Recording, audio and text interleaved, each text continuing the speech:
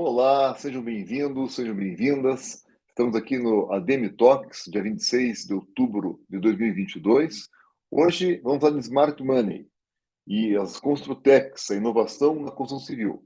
E para isso temos dois convidados que são super bem recomendados e as pessoas gostam muito. Um é o Léo Gianotti, que é da Honey Island Capital. Como é que tá, Léo? Tudo bem? Seja bem-vindo. Teu fone está fechado.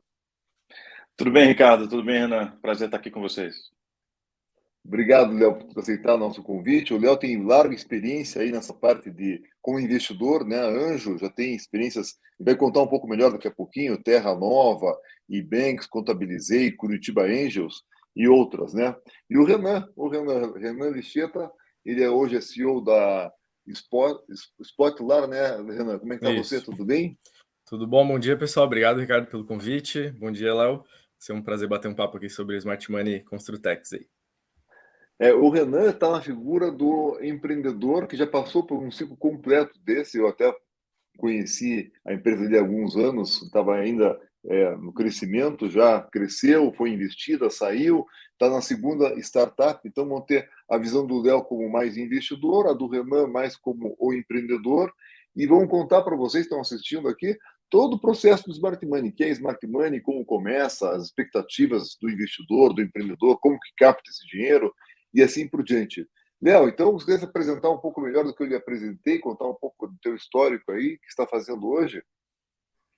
Eu tive uma rota muito focada em fusões e aquisições no começo da minha carreira, de bancos internacionais até famílias empresárias, no primeiro ciclo, até que eu me encontrei com projetos um pouco mais arriscados, digamos assim, mas nascentes, o que na época não se dava o nome das startups, mas era uma companhia de altíssimo potencial de crescimento e que eu me engajei como anjo, né? Criei a Curitiba Angels em 2013. Nosso primeiro investimento foi a Contabilizei, que acabou sendo uma baita escola, né? Porque cresceu muito rápido e colocou a gente já para jogar o jogo na primeira divisão, junto com o Alan Costa, que na época era superintendente do Sebrae. A gente juntou um grupo muito legal de investidores locais. E a partir disso investimos em outras coisas, como James Delivery, como a Transfira, como a antiga Troco Simples, agora SLED.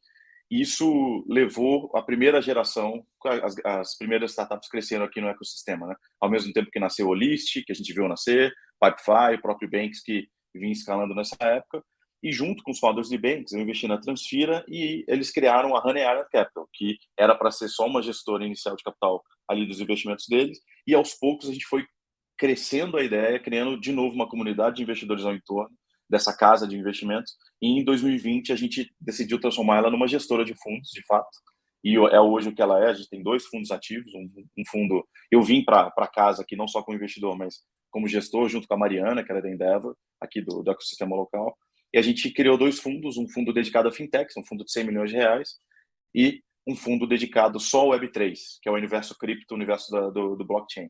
Então, esses dois fundos estão ativos, a equipe está crescendo, mas a gente brinca que estamos criando a Sequoia das Araucárias, né? Em homenagem à nossa Ilha do Mel aqui do lado. Pô, que legal, ótimo. Parabéns aí pelo que já aconteceu. A Contabilizei é um grande sucesso, está num prédio que eu faço a gestão aqui, tomando vários andares lá, e uma empresa que está né, disruptiva, né? Disruptando, ali ela foi bem Disruptando. corajosa. Foi. Bem E corajosa. Renan, conta um pouquinho aí do teu histórico aí, você já passou por uma grande fase aí e está na segunda. Legal, Ricardo. Sou de formação engenheiro, né, engenheiro civil, então estou nesse mercado aí, né, da DEME. Me formei em 2015 e logo depois da faculdade já abri a primeira startup, né, que era um marketplace de materiais de construção. Então, junto com mais 3 fundadores ali, a gente desenvolveu uma plataforma de cotações e compras, onde as construtoras assinavam ali uma assinatura, né, para fazer toda essa parte de compras através da nossa plataforma. A gente passou por uma jornada de 2015 a 2019, né, então de investimento anjo, de aceleração, a gente vai comentar um pouco sobre isso aí junto com o Léo, até fazer uma venda da empresa em 2019, né, para a Amber, que é uma Construtec de São Paulo, ali de São Carlos, que acabou adquirindo a solução, né, englobando dentro de outras soluções ali do grupo. E aí ficamos 2 anos lá depois dessa venda na empresa, né, trabalhando na holding da Amber. E eu tenho, né, na veia empreendedora aí, então a gente acabou os 4, né, em 2020 se unindo novamente, até com o apoio aí do CEO da Amber, o Bruno Balbinotti, que é o nosso investidor anjo hoje, para abrir uma segunda startup, né? Agora pegando os aprendizados até da primeira e tentando fazer um jogo maior do que a gente fez ali na Conas, que foi nossa primeira jornada empreendedora.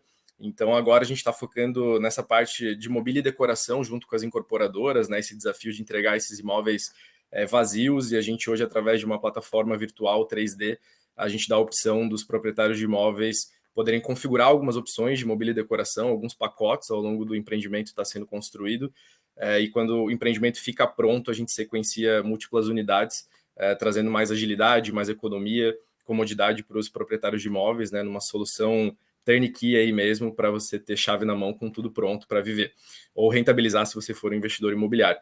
Então, a gente está numa segunda jornada agora, fizemos um pré-seed ano passado, a gente vai explicar um pouco desses conceitos, é um tipo de investimento. A gente está indo para um investimento seed agora, um capital semente esse ano, contar um pouquinho também como é que foi essa captação no meio desse inverno, um pouco dos fundos de investimento, né? Acho que tem umas adaptações aí para esse ano, tanto do lado dos fundos quanto do empreendedor.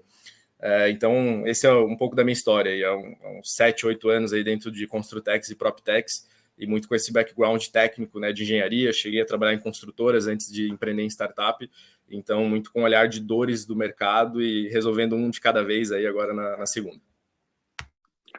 Perfeito, Renan. E a Conas é impressionante. Quando eu conheci a empresa, estava, como eu comentei no começo, mas a proposta dela era fazer cotações das construtoras em vários lugares, né? Ao mesmo tempo, eles passavam a lista de compras, a lista de materiais e conseguia cotar em vários lugares, e o potencial de economia era muito grande, a agilidade, a diminuição de pessoas ali atrás no escritório, no back office, né?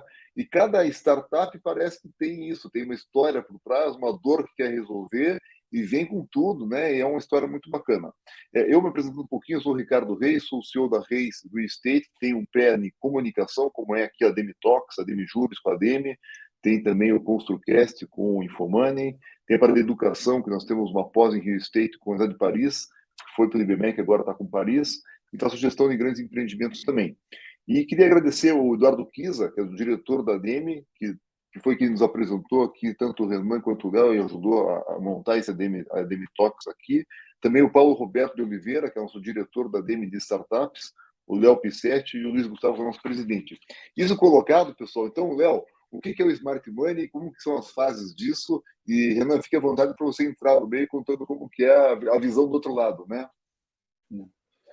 Eu descobri de bom grado o Smart Money, assim, né? Eu tive, na minha época, trabalhando junto com as famílias, a gente investiu num negócio chamado Terra Nova Regularizações Fundiárias. E a Terra Nova não é um negócio tradicional, né? É uma regularizadora fundiária que mexe com a mediação do conflito fundiário e que tinha muita escala. Mas, do ponto de vista empresarial, você tem todas as ferramentas, né? Bons advogados, bons contadores, bons engenheiros, você poderia acessar as melhores assessorias possíveis. Mas, ao mesmo tempo, liderar uma companhia dessa, que não tem um manual de instruções, né? Faz isso, faz aquilo, toma essa decisão, porque é uma companhia de altíssimo crescimento. No caso da Terra Nova, eu me juntei ao time em 2010 para recuperar a companhia. Hoje ela é uma companhia escalando e crescendo, mas não tinha um manual de instruções. E aí o Smart Money vem como essa assessoria de qualidade que não está ligado a uma consultoria. Eu tinha mentores que mentoravam o Léo, pessoa física, que é um conjunto de experiências e de rede de contatos à minha disposição. Então, os meus investidores atuaram muito com isso. E eu tinha também mentorias cruzadas em temas específicos. Por exemplo, a Endeavor forneceu muito desse Smart Money para mim, né? Desde eu não estava pronto, por exemplo, para fazer rodadas de investimento como eu fiz, né? Para receber investidores qualificados e tal naquela época. Então, receber isso, acho que o Renan pode comentar no papel de empreendedor, receber isso é muito doloroso. Você não sabe exatamente o que fazer, o que falar e como você tem os planos da companhia. Então, o Smart Money é um conjunto de experiências de alguém ou de um grupo que se conecta a você, aos seus desafios, para te entregar essa experiência, essa rede de contatos. Vamos colocar os contatos aqui também, né? A rede de contatos junto, que não é só o dinheiro que entrou no seu caixa para ajudar a alavancar o seu crescimento. Veio, na verdade, um telefonema, um telefone à disposição, uma reunião, uma mentoria, um acompanhamento. Eu acho que é isso que, na verdade, configura, que eu fui entender o papel do investidor anjo depois, quando eu me tornei, que é o porquê das asas, né? Por que o americano usou essa figura do anjo, né? Da asa que abraça o empreendedor, muito por esse acompanhamento do Smart Money. Então, e aí você consegue também diferenciar, gente, por último, no meu comentário aqui, o Money do Smart Money, que é uma diferença fundamental. Porque só dinheiro no caixa é uma solução, não tô de maneira nenhuma falando contra isso, mas quando você tem smart money, você percebe que dinheiros são diferentes dentro da rota de crescimento. Então, você tem que escolher sempre o melhor smart money e, lógico, junto com os investidores que vão te acompanhar na jornada, né? Mas eu acho que dá para resumir como mentoria e acompanhamento, né, Renan? Você recebeu esse smart money na sua jornada? Né? Sim, sim, algumas vezes, né? De fato, assim, a primeira startup eu saí da faculdade, né? Entendendo ainda o que era startup, né? Os conceitos, e principalmente porque os 4 fundadores eram da engenharia, né? 4 engenheiros civis ali, e era uma startup de tecnologia que a gente queria criar, uma plataforma de cotações e compras, né? Totalmente automatizada.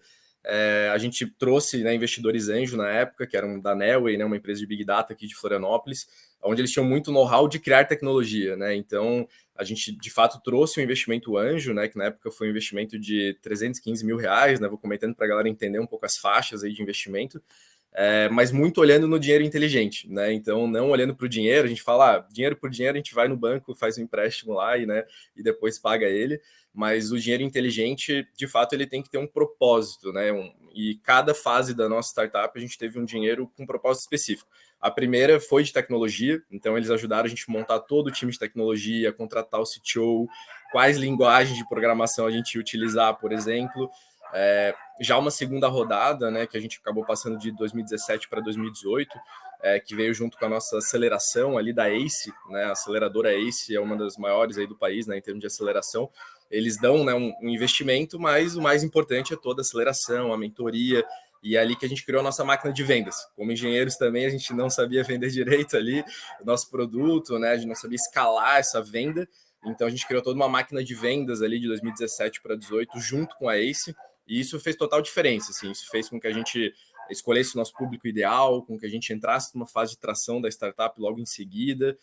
E se a gente não tivesse, de fato, né, esses mentores do nosso lado, como o Léo falou, ia ter sido muito mais difícil, assim, né? A gente fala que são pessoas que estão degraus na nossa frente, que já passaram por esse desafio, que já viram, ó, não vai por ali, vai por aqui, né? Eu tinha um investidor anjo da Nelway ali que eu falava quase todo dia com ele, assim, porque tudo era novo para mim, né? Que nem você falou, era uma jornada completamente que eu precisava descobrir. Então eu puxava o telefone e falava, ó, você já passou por isso? O que eu faço nessa situação? E isso vai encurtando nossos caminhos, né? Vai diminuindo nosso risco na startup. Legal. Então, explicamos o que é o Smart Money e como é que acessa isso, Léo? Como é que a pessoa vem com uma dor, uma ideia, fala com quem, que tamanho de dinheiro que vai buscar, tem que estar funcionando a empresa já? Eu acho que é importante, a indústria já está bem madura, né? Ela já está bem, digamos, estratificada, né? Vamos pensar em 3 grandes fases, assim. Você tem uma primeira fase que a gente brinca aqui de triple F, né? Que vão ser a família, os amigos, ou alguém que você consegue convencer, né? Na sigla do triple F. É aquele capital inicial para você tirar a ideia do papel. Pode ser, dependendo da sua maturidade de gestão aí, você já pode ir para uma aceleradora direto, já levar a sua ideia lá para ganhar corpo. Às vezes a aceleradora também já tem capital, como o Renan comentou, da ACE. Eu acho que essa é uma primeira fase, ela é próxima, é na sua rede de contatos ali, né? Vai ser o dinheiro do tio, do seu próprio capital e tal, você vai acessar aquela primeira rede. O segundo é um dinheiro um pouco mais profissionalizado, que é o investidor anjo, mas ainda muito próximo de você, relação de CPF, né? Então, você tem redes mais organizadas ou menos organizadas, mas ela sempre tem um CPF ao seu lado. E aí vem na linha de construção. Eu acho que para chegar no investidor anjo, você já tem que ter tido o começo da tangibilização da sua ideia. Você já não tem tantas dúvidas em relação às ideias iniciais, mas você não tem uma empresa ainda, de fato, faturando. E aí, claro, né, cada investidor anjo vai ter um apetite de risco, mas pelo menos a minha postura é que o anjo tem que entrar nesse momento de construção do produto, o que a gente chama no inglês de PMF, do Product Market Fit, né? De achar o ajuste de mercado, o ajuste de produto ao mercado. Que é a hora que você vai falar, puxa, esse negócio vende bem, ao preço certo, agora eu preciso começar a escalar esse negócio. E o anjo, por que o anjo muito perto? Porque você tem mais dúvida do que resposta. Você só tem pergunta nessa fase. E o anjo está ali do seu lado, é legal o Renan colocar isso, que falar com o anjo todos os dias, né? Esse era o meu papel, assim, eu adorava quando o anjo, eu era confundido com a equipe. E as pessoas que vinham de fora falavam, quem é o anjo, quem é o empreendedor? Eu falei, atingi meu objetivo. Claro que você não consegue fazer isso com 1.000 startups, né? Eu percebi que quando eu cheguei em 9, eu já estava estourando o pino, tinha mais cabelo branco que preto. Então, você tem que uma certa qualidade de tempo. Depois disso, você tem a indústria, e eu acho que aí vai dividir bastante, mas a gente não precisa se alongar aqui, Seed, Série A, Série B, e aí, claro, você vai ter até a Série Z, se você quiser. mas você tem um capital que já está indo para a sua empresa, que já está escalando o seu modelo de negócio, que vai testar canais de tração, que vai te ajudar a escalar, vai contratar gente boa, você vai começar geralmente a tirar a cabeça da toca. Então a gente está falando aqui de 100, 200 mil, depois 500, 700 mil no anjo. Tem anjo que faz 1 milhão e meio? Depende do modelo de negócio, né? Se aquele modelo consegue absorver 1 milhão e meio, ok, né? Valuation, então. E o seed, que é onde a Honey hoje está nos seus fundos, está de 5 milhões a 7 milhões de reais, né? Então, você já tem aquele capital que eu já sei o que fazer, basicamente, já tenho um instinto do que é o Product Market Fit, e agora eu vou acelerar os canais de tração. Aí, claro, série A, B, cada um vai ter seu carimbo, né? Mas aí eu acho que já é um caminho mais à frente. E a minha sensação é que a indústria brasileira está confundindo, natural, né? Acho que as melancias estão se organizando na caçamba. A gente está no período de aversão a risco, natural, macroeconomia mundial, macroeconomia local, o próprio cenário de aversão a risco, né? Juro fixo super alto, juro Selic super alto. Eu acho que isso faz a indústria se adaptar ainda mais. Então, acho que agora ela está bem organizada. Pre-seed, seria tudo além, antes do pre-seed, anjo, triple F, para cá, até 1 milhão, vai. 1 milhão a 5 milhões seed, acima de 5 milhões, a gente pode estar falando de uma série A já. Mas eu já fiz seed de 8 milhões e meio. As coisas estão meio bagunçadas, né, Renan? Principalmente nesse momento, né? Com certeza, os cheques aumentaram também um pouco, né, de cada rodada. E como o Léo comentou, né, cada rodada ali tem um propósito, né? E acho que é muito importante entender como os empreendedores se preparam para isso, né? Você tem que ter um plano, né? Não dá para vou captar um anjo, um seed aqui, eu não sei nem o porquê, né? Então, que materiais aí que são importantes para você ir atrás dessas rodadas, né? Acho que você tem uma projeção financeira, né?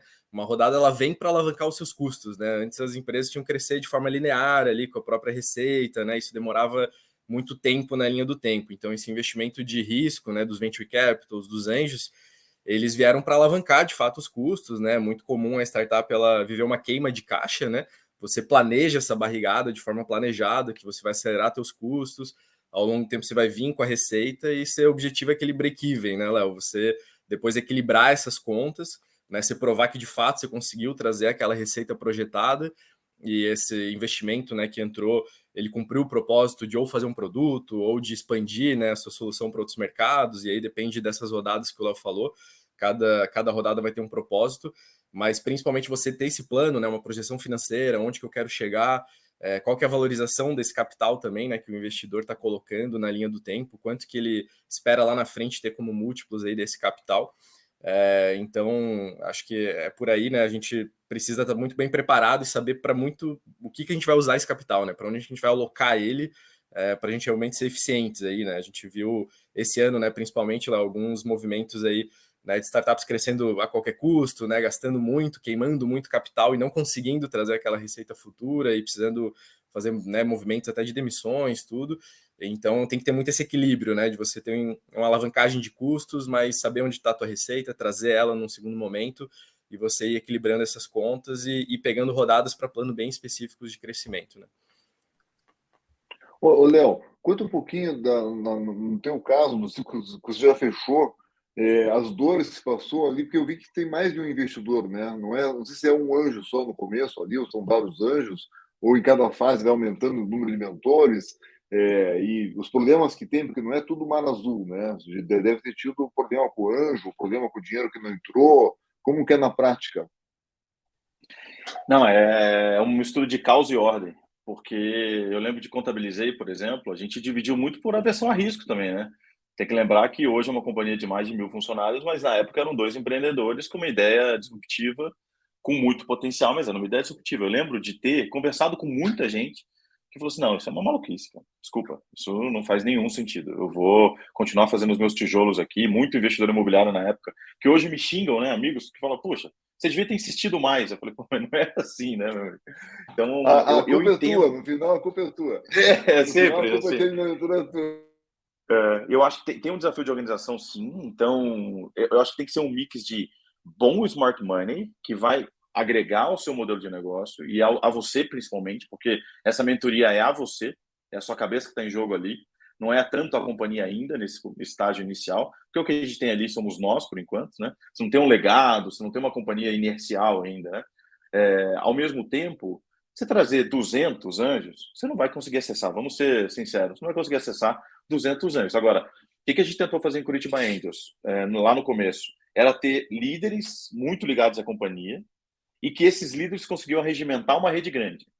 Então, eu lembro que eu chegava em alguns amigos e falava, eu preciso de você nessa empresa, porque você é o melhor cara de auditoria de capital aberto do Brasil. Mas por que não? Porque a gente está investindo numa empresa que um dia vai ser adquirida por um banco.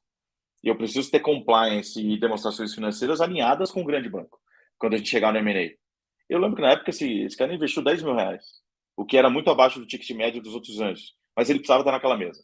E ele não precisaria estar todos os dias. Ele tinha um conhecimento muito específico. Todo ano olhava o balanço, ajudava a fazer o budget do ano seguinte. Então, é um equilíbrio entre competências, que são fundamentais para crescimento, e capacidade de gerir essas competências. Também não adianta chamar uma pessoa para ser seu investidor. Eu tenho colegas do mercado imobiliário que têm me ajudado muito a avaliar construtecs, porque não é o meu expertise. Por mais que eu, junto com as famílias, tenha estudado muito projeto imobiliário, tenha empreendido com Terra Nova dentro do setor, eu tenho muito mais um background financeiro, um viés financeiro. Então, eu me lembro de ter perguntas até quase idiotas para quem não está dentro da indústria, né? Mas eu fazia elas sem nenhum pudor para esses meus amigos. Por quê? Porque era o setor deles. E aí eu conseguiria montar a minha coxa de retalhos de smart money para aquela investida. Então, só um exemplo rápido aqui, eu investi numa empresa chamada Composta Mais, junto com alguns outros anjos. É uma empresa de compostagem de lixo orgânico. Tá? Então, ela coleta e enriquece o resíduo e depois de valorizado, vende como adubo, como biogás e tal. Super tradicional, não é uma empresa de tecnologia pura, né, de códigos e tal. Mas é uma coisa que eu quero acelerar com o meu capital. Dúvida, a gente fez um build-suit de um terreno de compostagem.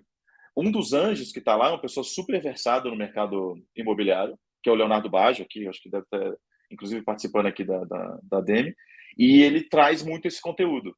Tipo, puxa, a gente pode fazer um build-suit aqui numa empresa de compostagem, que é um veículo financeiro, mas é uma tecnologia quase imobiliária, né? Então, a gente unir essas visões, dificilmente eu teria essa competência lá no começo.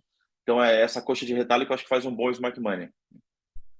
Ah, boa. Renan, conta um pouquinho, só para poder deixar claro para quem está vendo aqui, o que é Construtec, Fintech, Mobitech, essas diferenças de tech que existem aí, e contar um pouco dessas frases que o Léo colocou, da visão do empresário daí.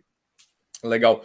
Ele é muito ligado ao setor, né? Então, Construtec é resolver um problema, né, do setor da construção, principalmente através de tecnologia, né? Então, tecnologia ele é o fio condutor ali da startup, de muitas startups, né?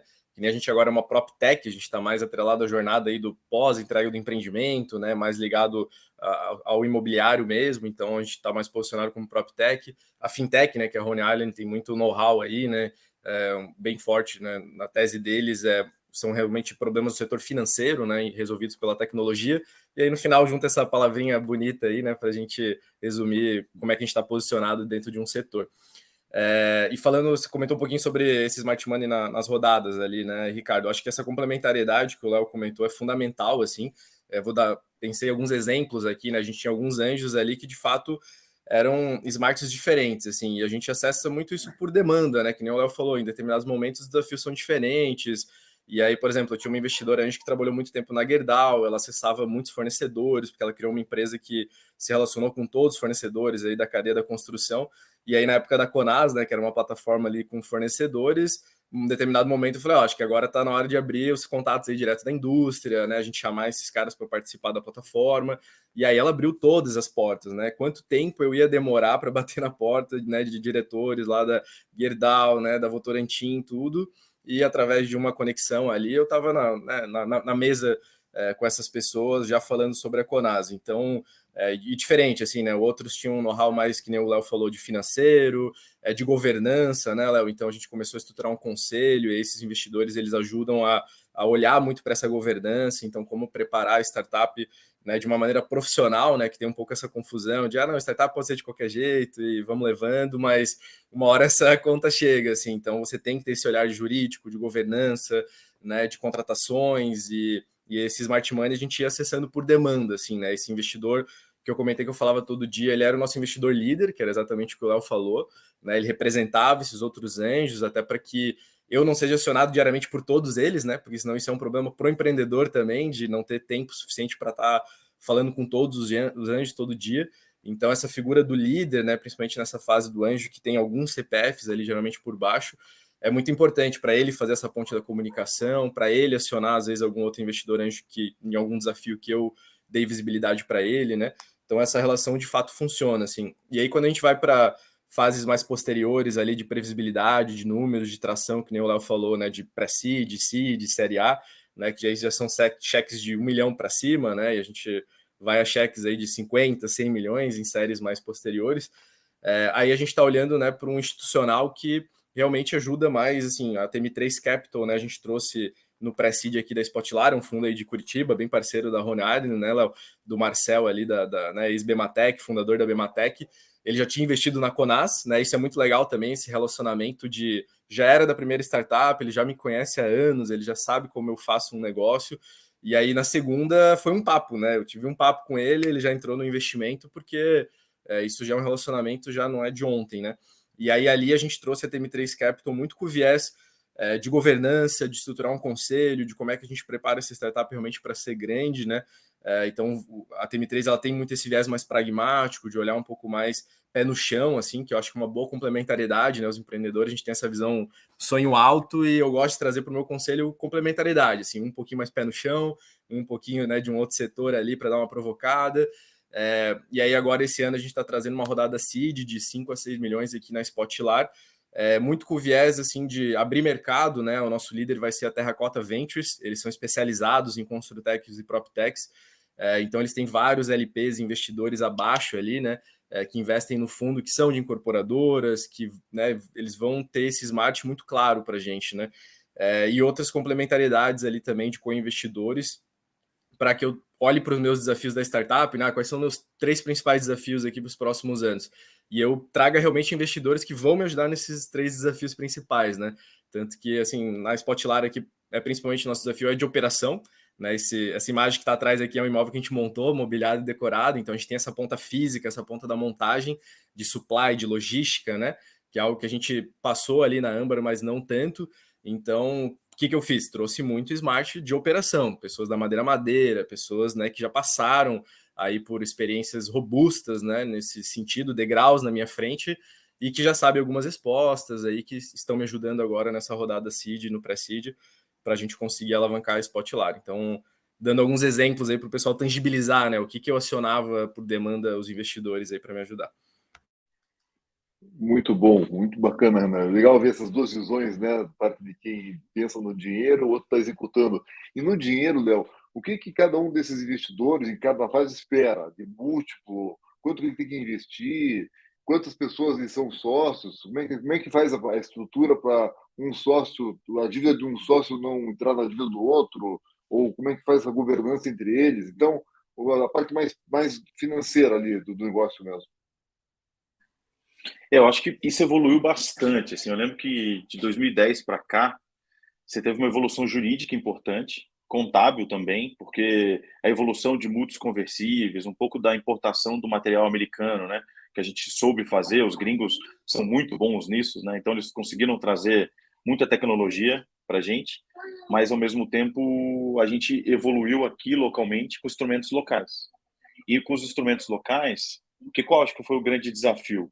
A gente conseguir ter no societário tecnologias que a gente tem no bancário, por exemplo, no trabalhista, no fiscal, principalmente de blindagem dos investidores. A gente está muito aquém na questão tributária, então um investimento anjo ou um investimento de risco não tem nenhuma vantagem tributária no Brasil, mas ele já tem mecanismos de proteção societária importantes. Tá? Então, acho que isso já é passado não, mas já é pacífico de proteção. A gente corre pouquíssimo risco, a não ser o risco do capital, né? Mas dificilmente vai ter desconsideração da pessoa jurídica, como tinha antigamente, investidor sendo arrolado em falência, porque a gente está fazendo um negócio aqui de altíssimo risco nem à toa, né? 80% deles vão dar errado.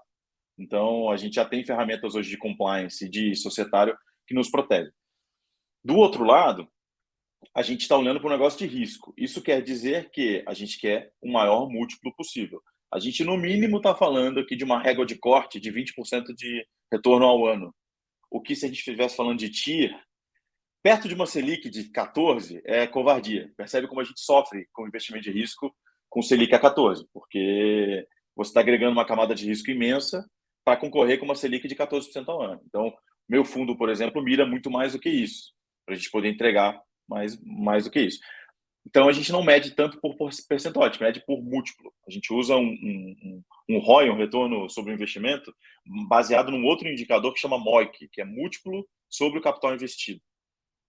Todas siglas em inglês, mas aí eu estou trazendo aqui para o português, que é quanto que a gente conseguiu multiplicar aquele capital, que eu estou falando também de 5 a 7 anos. O Renan depois pode comentar quanto tempo demorou o ciclo, acho que foi 4 anos, né? Eu contabilizei, fiz liquidez com 5 anos, depois com 7, e Terra Nova foi um ciclo de 8 anos, então são ciclos longos. O meu fundo tem até 10 anos para investir e desinvestir, né? E eles são múltiplos altos. Então, você falar da minha carteira Anjo, ela vale dinheiro contra dinheiro, não estou falando nem a participação na empresa hoje, que eu ainda não vendi. Só as empresas que eu vendi, ela está em 17 vezes o que eu coloquei. Se eu colocar percentualmente, estoura os 20% ao ano facilmente. Se eu colocar ainda as participações do que eu já ainda sou sócio e não vendi, não fiz liquidez, então somei dinheiro de novo, a gente está falando de acima de 30 vezes. Então, é um negócio que, quando dá certo, de alta probabilidade ou baixa probabilidade, dependendo do viés, ele vai entregar um retorno muito alto, muito diferente na sua carteira. É claro que você não vai colocar todos os ovos nessa cesta. Então, na escala de risco. Mas a gente mira aqui no Anjo, Ricardo, respondendo aí objetivamente a sua pergunta, no Anjo, para mim, tem que dar mais de 20 vezes. Só que não são todos que vão dar. Então, é uma diversificação de risco, tá? Para valer a pena. Mas Anjos tem que dar, no mínimo, acima de 30 vezes, senão não valeu a pena aquela exposição a risco. E aí, claro, você vai diminuindo esse risco-retorno conforme você evolui na cadeia, né? Um fundo série B, se ele te der 5 vezes, você está feliz da vida, né? O meu fundo, nosso veículo 2, nosso fundo 2, que já está fechado, todo investido, ele tem 2 anos e meio de vida, né? Ele não faz novos investimentos, mas ele já está avaliado em 4 vezes e meia. E eu só vendi uma empresa até agora, né? Que foi a Troca, que a gente vendeu para a Arezzo. Então, eu acho que tem uma evolução de entender em que estágio você tem estômago para entrar. E aí o múltiplo vai ficando cada vez menor, porque o risco também vai caindo, né? Você vai equilibrando risco e retorno. Perfeito, né, Léo? No começo é mais risco, né? Uma ideia, são os empreendedores ali, então o anjo ele tem que ser remunerado por isso, né? Ele tá correndo mais risco ali, né? O VC lá, o investidor institucional mais para frente, você já tem previsibilidade, você já tem uma máquina de venda, você já tem histórico, né? A vida dele fica um pouco mais fácil em termos de análise, né? Em termos de risco, então, de fato, o múltiplo diminui um pouco ali, né? Mas concordo com o Léo, acho que nas conversas que eu tenho, né, são mais ou menos nessas faixas aí. Na Conas, né, foi um early exit que a gente fala, né? O que é um early exit? A gente vendeu a empresa em 3 anos de história, né? Então foi uma primeira jornada empreendedora para a gente achou que fez muito sentido, né, para o momento de se associar a um grupo maior, né, depois de 3 anos de startup. E aí ali a gente conseguiu valorizar em 5 vezes aí o capital dos investidores que entraram, né, em 3 anos. Foi um bom múltiplo. Isso que eles tiveram a opção de pegar, por exemplo, parte grana e, né, vamos supor, zerar o risco, né? E parte fazer um swap de ações, que é entrar com ações na empresa que nos adquiriu e continuar crescendo esse múltiplo, né? Porque essa empresa maior ela vai continuar crescendo, ela vai continuar fazendo rodadas. Então, teve anjo que entrou 100% e falou: não, deixa eu continuar crescendo meu múltiplo aqui para chegar nesse 10, 20, né? Ao longo dos próximos, né, 5, 7 anos aí, que é um ciclo que o Léo comentou. Teve alguns que falaram: não, já me dá metade aqui, deixa eu zerar um pouco o risco, e metade das ações deixa eu continuar lá para seguir um múltiplo maior, né? Então foi mais ou menos nessa faixa, que é um pouco diferente da jornada que a gente está agora na Spotlar, né? Agora, como empreendedores um pouquinho mais experientes, né? Apesar de novos ainda aí na faixa de 30 anos de idade, a gente já entende que a gente consegue se arriscar para um jogo maior. Então a gente se uniu os 4, né? Agora para uma segunda jornada, para realmente fazer uma jornada muito mais longa. Assim, a gente vê uma jornada de 10 anos, a gente, né, tem um grande sonho aí de, se a gente conseguir abrir capital na bolsa, né, desse negócio, um nível de empreendedorismo que a gente se motiva bastante a chegar. Né, claro que isso lá na frente tem que fazer sentido, depende do momento do mercado. Mas aqui daí sim a gente está olhando para múltiplos de 20, 30 vezes, porque, né, a gente vai fazer uma jornada longa, assim. E aí nesse momento muito olha-se para tamanho de mercado também, né, Léo? Porque existe tamanho de mercado suficiente que comporta o crescimento dessa startup para eu chegar num múltiplo de 20 vezes, né? Por exemplo, na Conas era uma solução bem nichada, era um SaaS, eu tinha dificuldade assim de olhar a Conas abrindo capital na bolsa. Ela precisava quase se associar a um player, né? Ela tinha um certo tamanho, a não ser que eu agregasse mais teses nela e trouxesse uma robustez maior ali de econômicos, de tamanho de mercado. Diferente da Spotlar, assim, que a gente está falando de um ticket médio, de um econômicos, de um tamanho de mercado muito agressivo e que me permite, em troca com os investidores, falar: não, nossa jornada aqui é longa, né? E eu quero te multiplicar 10, 20, 30 vezes esse teu capital ao longo do tempo, né? Mas isso de fato tende a acontecer mais entre 5 a 10 anos aí de casa, né? Do que 3 anos, que foi o caso da Conas, que foi mais um early exit ali. Então são modelos um pouco diferentes, mas que, né, proporcionalmente eles dão o mesmo múltiplo aí para os investidores em alavancagem de Cara, patrimônio. uma boa lembrança dessa análise do early exit, porque, de novo, o risco e retorno, você não tem jornadas, nem todo mundo vai ser um unicórnio, né? Eu vejo pelos meus sócios aqui, o Ebanks é um monstro, mas nem todo negócio você precisa construir para ser um Ebanks, você tem que mirar ele, é um conjunto de alinhamento de fatores tão grande para você abrir o capital, por exemplo, na bolsa e ser avaliado nesse parâmetro de valuation dos caras aqui, que eu acho que nem todo negócio vai ser essa rota, mas isso não quer dizer que todo negócio não tem valor a se criar. Então, o mais importante é estar ciente da rota, né? Eu acho que o mais, por exemplo, o James Delivery me deu um retorno parecido com o que te deu ali na Conas. E por que a gente perdeu ali? A gente perdeu o bonde. A gente perdeu o bonde porque Rappi e iFood entraram com muito mais capital na época. Tinha um outro concorrente que era Glovo, e depois veio Uber Eats. Imagina você que tentou criar um mercado da América Latina, porque os meninos foram os primeiros, né? Criaram essa coisa do delivery de tudo, um time genial, mas que não conseguiu acompanhar a fonte de captação de recursos dos concorrentes. E aí a gente percebeu que a nossa jornada, o nosso céu se fechou.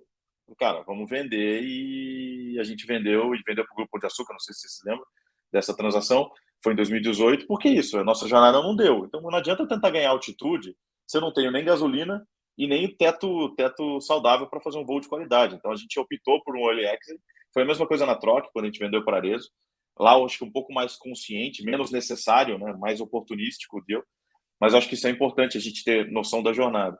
E eu queria fazer um outro comentário também, que muitos amigos do setor imobiliário, quando eu faço investimento, co-investimento com eles em corporação, ou eu falo para eles, carteira de investimento de fundo imobiliário, por exemplo, eles, poxa, Léo, mas se o seu negócio é tão bom, por que você não coloca tudo lá?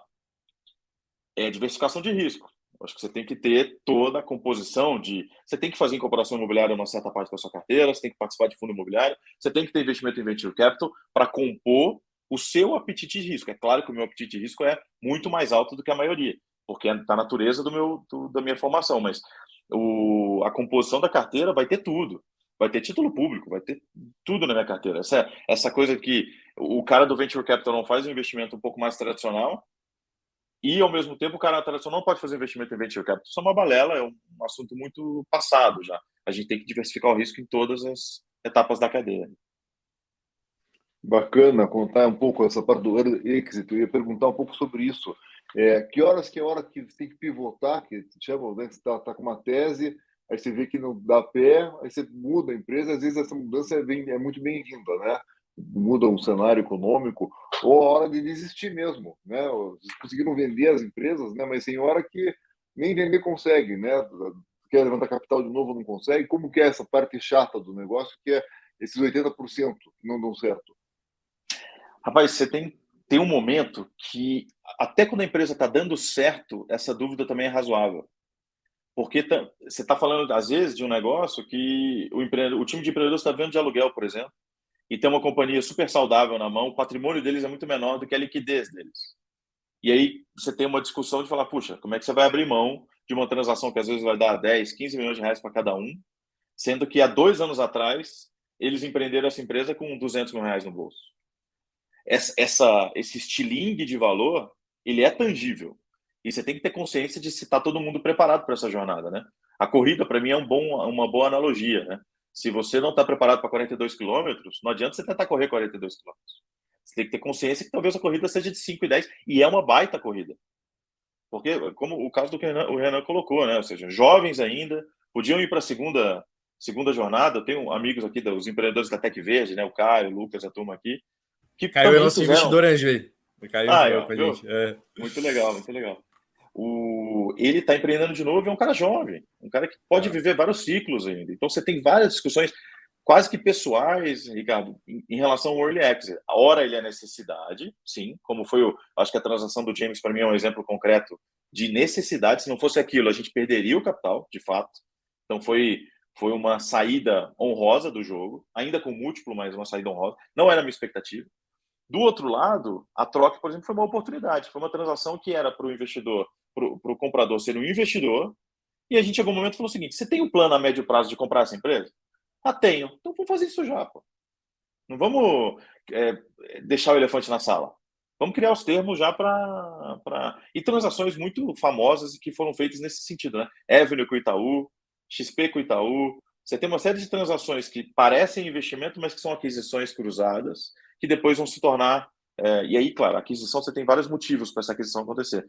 Mas o Early Access, ele vem no caso ruim, ele vem no caso bom também. Porque você vai fazer uma série B, por exemplo, captar 25 milhões de dólares para continuar crescendo. Aposto com você que nessa mesa vai ter um comprador interessado em discutir seus números. E ele vai falar o seguinte: você quer que eu tenha 20% por 20 milhões ou você quer vender tudo por 400 milhões?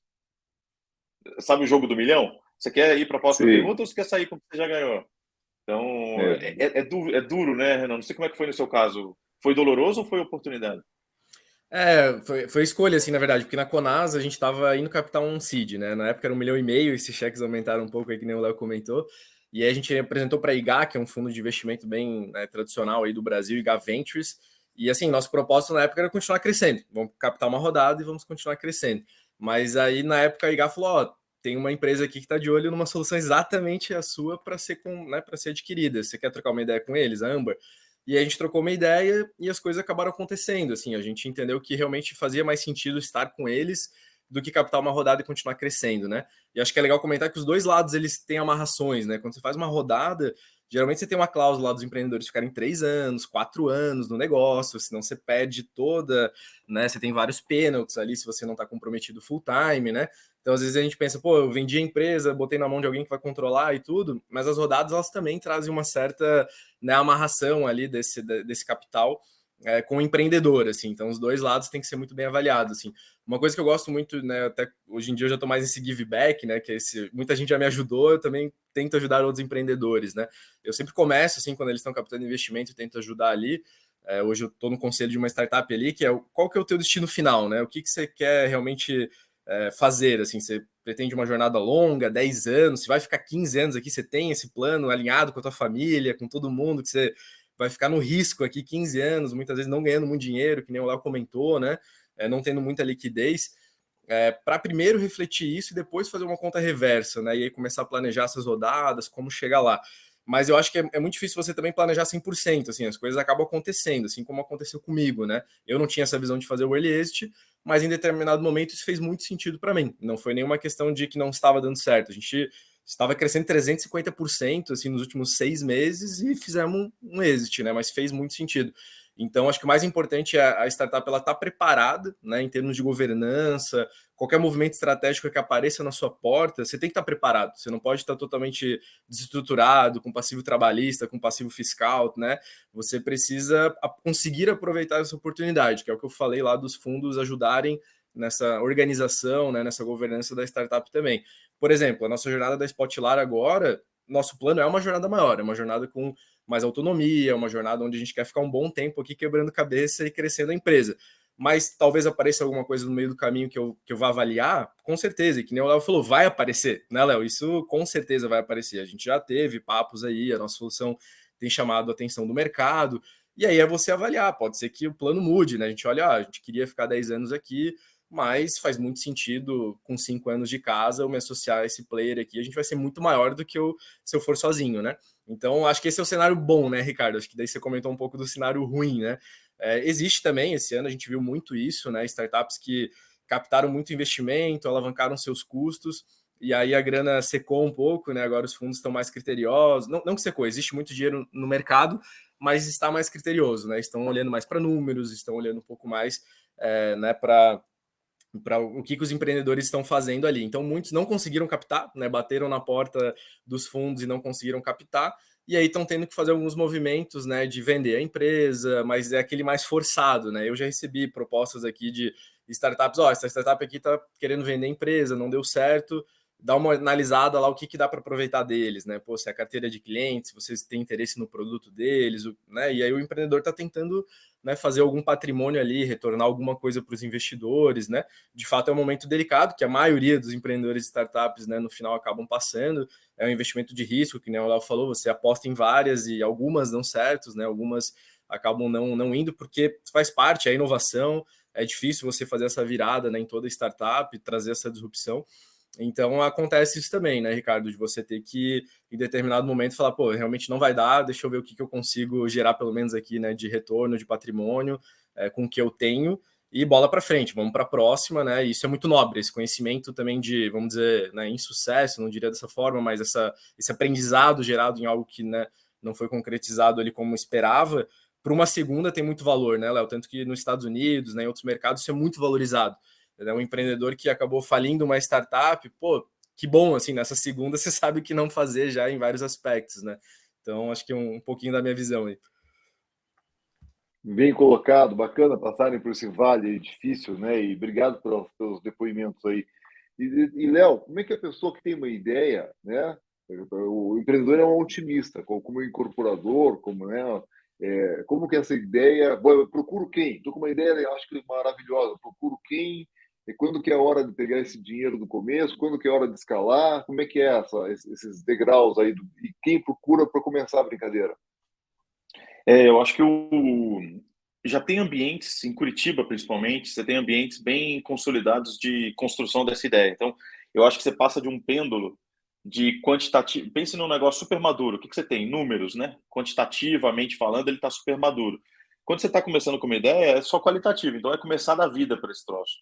Acho que eu começaria hoje com instituições como o Founder Institute, que ajuda os founders a tirar a ideia do papel. As aceleradoras têm um papel importante nisso, elas te fazem perguntas provocativas que te ajudam a organizar as ideias.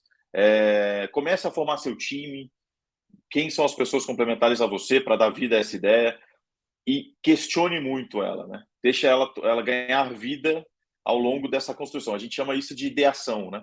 A ideação é a construção através da crítica, né? Esse é um modelo muito do Vale do Silício. Se você vai fazer isso com muito capital, pouco capital, part-time, aí é uma decisão muito pessoal, eu não queria muito optar nesse sentido, mas quanto mais você se entregar a um projeto, maior vai ser. Se você fizer uma analogia com música, por exemplo, você pode tocar 1 hora de violão por dia ou ficar 12 horas tocando, você vai ter velocidade diferente de evolução. Mas eu acho que você tem que ir questionando e montando essas perguntas. Eu, Léo, sou uma pessoa que precisa de trilha. Então, por exemplo, como conselheiro de administração, que eu tenho sido de grandes empresas também, além das minhas investidas, eu fui buscar a trilha do IBGC. Por quê? Porque para eu, pessoalmente, precisei da trilha de organização. Então, a ACE, o próprio Founder Institute, são lugares que te dão essa trilha para você tirar uma ideia do papel. Então, eu preciso. Tem gente que é mais self-driven, que vai ter lá a sua organização pessoal para tirar a ideia do papel junto com o sócio, buscando um amigo e montando a sua rede de contatos. Depois disso, acessar anjo. Eu gosto da ideia de o anjo que se aproxima da construção. Eu fui esse anjo, né? Mas eles são raros, né? Que é o anjo que vai te ajudar a montar a ideia, vai te ajudar nessa rota. Eu acompanhei muito empreendedor no Founder, acompanhei empreendedor dentro de aceleradora. Quando ele saía, eu estava lá na porta para colocar um capital um pouco mais pesado. Então, eu tinha essa disponibilidade, mas eu sei que a grande maioria não tem, porque às vezes são executivos, estão com a agenda superlotada e é difícil se mobilizar. Mas a mentoria é fundamental. Eu acho que sem mentoria, seja para validar, seja para construir, você vai dificilmente sair sozinho. Tem até, curioso, eu estava na volta agora, assisti um filme, que é, na verdade, uma série, que é a história do Spotify. Está no Netflix. Ressalvas em relação à qualidade da série, mas tirando, é uma história maravilhosa. O empreendedor, sem spoiler, né, mas o empreendedor, quando tem a ideia, a primeira coisa que ele faz é procurar um co-founder. Por quê? Porque o ser humano é um bicho reflexivo, né? Precisa da troca, precisa da organização das ideias. Ele conseguiu com seu sócio, que por sua vez chamou outros sócios e eles formaram a primeira equipe do Spotify. Mas é legal ver o seu processo de construção. E depois do anjo, aí a indústria está bem conectada, né? Fundos como a Honey, como a TM3 estão aqui para. Aí eu acho que é mais fácil, tá, Ricardo? Mas o mais difícil para mim é: tenho uma ideia, preciso questioná-la para não me apaixonar por ela, ou pelo problema, né? É o tripé: problema, solução e negócio, né? Você tem que enxergar bem e dar vida por um problema, ver se você tem a solução para esse problema e ela é relevante, o mercado é relevante, tudo isso que a gente já falou aqui, e se isso tem um negócio por trás. Às vezes você fica com uma perna, você tem uma solução incrível por um problema muito doloroso, mas o mercado é 10 mil pessoas no Brasil. Cara, não vai. Não vai. Você tem que ter um negócio que vai impactar 1 bilhão de pessoas no mundo. Né? Então, acho que essa construção, não sei, Renan, tem uma rota que você já tem, você é empreendedor mais próximo dessa dor aí. Não, muito bom esse tripé aí. Eu ia comentar até essa questão do problema, né? Eu gosto muito realmente de pensar no problema, né? A startup, ela, assim, e até um conceito de analgésico e vitamina, né? Porque, assim, como é que você resolve esse problema? Isso é um problema que realmente resolve uma dor ali, que é um analgésico, você não consegue ficar sem aquilo, né? Hoje, por exemplo, eu não fico sem o Nubank ali, eu não volto para uma agência tradicional jamais, né? Então, ou é uma vitamina, né? Algo que num primeiro momento, numa redução de custos, você vai cortar aquilo ali, porque você não resolve de fato uma dor tão relevante, né, na sua vida ou na sua empresa, né? Depende se é B2C ou B2B. Então, acho que, né, o Léo colocou muito bem, assim, acho que a sociedade é o primeiro passo, né? Quantas startups não dão certo por sociedade, né? Você tem que ter essa complementariedade que o Léo falou, né? Você, assim, nós somos em 4 aqui, a gente vê o quanto isso faz andar mais rápido a startup, né? Eu tenho 3 founders ali que conseguem tocar o dia a dia, a operação, e me liberam para estar pensando na estratégia, no futuro, captando investimento, né? Então, essa sociedade acho que é muito importante. Acho só complementando o Léo em alguns players ali, né? Acho que tem as incubadoras também, que tem o Midtech, por exemplo, aqui, né, em Florianópolis, que é muito forte. Você tem o Celta, que também te ajudam nesse início, né, de incubar a startup, trazer alguns incentivos ali, algumas ajudas, assim como as aceleradoras, os investidores anjos. Você tem programas também, né? Aí no Paraná, eu não sei exatamente quais vocês possuem, mas aqui, por exemplo, em Santa Catarina, a gente tem o Startup SC, promovido pelo Sebrae. É uma pré-aceleração gratuita, né? Claro que para você entrar lá é difícil, assim, tem muita startup que se inscreve, mas a gente foi, né, pré-acelerado antes da ACE pelo Startup SC, de maneira gratuita, e foi uma pós-graduação, eu falo que foi um MBA em startups, assim, ali que eu aprendi todos os conceitos, todas as áreas, como toda semana eu já aplicava, né, a partir das mentorias. Você tem hoje muitos grupos de anjos, né, que nem o Léo comentou aí da Curitiba, né, Angels, você tem a GV Angels, você tem a Rede de Investidores Anjos, a RIA, você tem, assim, muitos grupos de anjos hoje no Brasil, BR Angels, né? Por quê? Assim, porque muitos empreendedores já fizeram vendas, né? Você tem esse ciclo de, né, pessoas entrando e voltando a investir, né, como anjo, né? Assim como eu estou começando a fazer agora, então você tem essa retroalimentação de capital, né, no Brasil, que cada vez vai ser maior, né? Então, cada vez você vai ter mais players aí ajudando nessa jornada de investimento. Então, acho que da minha época para agora tem muito mais grupo de anjo do que tinha, né, em 2015, lá quando eu fui captar a primeira. Então, alguns dos nomes aí que me vieram à cabeça para dar suporte nesse início, que é bem importante. Mas o Founder Institute é uma grande referência, também falaria. Acho que de conteúdos também, né, Ricardo? A Endeavor, a gente está sendo acelerado agora pelo scale-up da Endeavor na Spotlar, e a Endeavor é incrível, assim, é uma organização que, né, você entra lá, você consome os conteúdos e são excelentes conteúdos, assim, para entender realmente essa linguagem de startup, como fazer cada coisa, né? É um dos que eu indico aí, mas tem uma fonte de conteúdo e conhecimento muito boa ali. Ótimo, muito bem colocado. Estamos já quase no final. Queria aproveitar e ver as oportunidades que vocês estão vendo aí, Léo. Você como anjo, né, e vendo a parte financeira, em especial nessa área mais imobiliária, seja Construtec, Proptec, Mobitec. Onde é que estão copiar um modelo que está lá fora e deu certo, como fez a Loft, por exemplo, né? Ou ver uma demanda que está aqui latente e não tem solução ainda? Como é que a pessoa se inspira para poder fazer isso funcionar? Eu estava tendo essa discussão ontem, inclusive. Eu acho que para mim, o grande gancho para fazer uma coisa relativamente grande, além do problema ser relevante, o mercado ser grande, como a gente já falou, é você tentar pensar como um tabuleiro de xadrez, se você está desrespeitando as regras do tabuleiro de xadrez. O que eu quero dizer com isso? Por que a torre só anda na vertical e na horizontal? Né? Por que uma torre não pode andar? Por que uma Construtec não pode emprestar dinheiro? Por que uma fintech não pode fazer construção? Esse desrespeito é uma palavra ruim, mas esse não respeito ao que foi dito, o que é dito escrito em pedra, eu acho que é o que garante boas oportunidades, né? Bancos lançando linha de telefone, empresas de telefone tendo conta bancária, porque você fala, não, isso não pode, não, isso não pode. Toda vez que você fala isso não pode, é uma oportunidade de disrupção na minha cabeça, de intersecção entre os setores. Os setores vão se encontrar. As fintechs não fazem só empréstimo de dinheiro.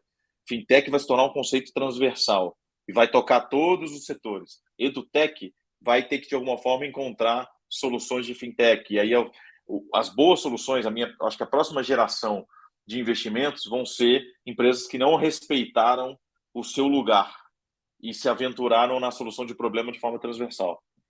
Léo, você está falando de um perfil do jovem, né? O jovem pensa muito fora da caixa e discute muita autoridade, ainda mais essa geração nova.